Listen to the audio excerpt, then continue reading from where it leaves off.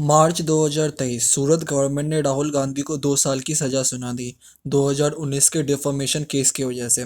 But अभी उनको 30 दिन की बेल मिल गई है तो वो इमीडिएटली जेल नहीं जा रहे।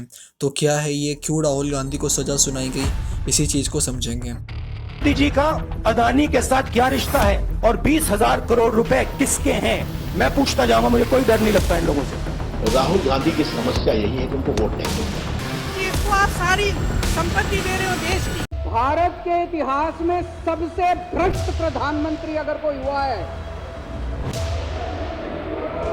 सबसे भ्रष्ट प्रधानमंत्री अगर कोई हुआ है, भारत के इतिहास में सबसे कम पढ़ा लिखा प्रधानमंत्री अगर हुआ है।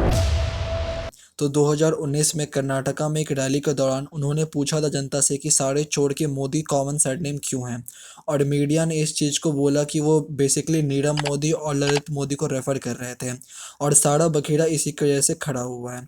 राहुल गांधी के इस बात से ऑफेंड होकर एक बीजेपी के नेता परनीश मोदी ने इसके खिलाफ केस फाइल कर दिया, और उन्होंने बोला कि राहुल गांधी के कमेंट ने डिफेम किया है पूरी की पूरी मोदी कम्युनिटी को। और इसी चीज़ को कोर्ट में जजमेंट देने के दौरान राहुल गांधी ने कहा कि मैंने हमेशा करप्शन के खिलाफ आवाज़ उठाई है और मेरी यहाँ पे किसी को हर्ट करने की इंटेंशन नहीं थी, बट उनको गिल्टी मान लिया गया है आईपीसी सेक्शन 504 के तहत। बट क्या यहाँ पे राहुल गांधी बस डेफामेशन केस की वजह से जेल गए? क्योंकि कुछ दिन पहले ही राहुल गांधी ने बहुत सारे काउंटर क्वेश्चन और सेंसिटिव क्वेश्चन पूछे थे नरेंद्र मोदी से, अडानी और उनके रिश्ते को लेके, 20,000 करोड़ के स्कैम को लेके, और एयरपोर्ट के बिल्डिंग में 6 के 6 एयरपोर्ट अडानी के पास चले जाना, वो भी रूल चेंज करके।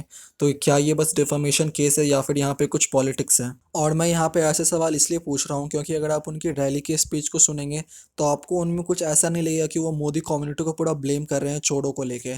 उन्होंने बस 3 आदमी का नाम लिया था, नीरव मोदी, ललित मोदी और नरेंद्र मोदी का।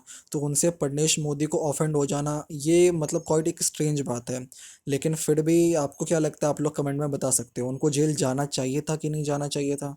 क्या ये डेमोक्रेसी के एंड के तरफ एक इशारा है? क्योंकि अगर कोई काउंटर क्वेश्चन पूछने के लिए रहेगा ही नहीं तो वो तो अपने मन के हिसाब से ही चलेंगे।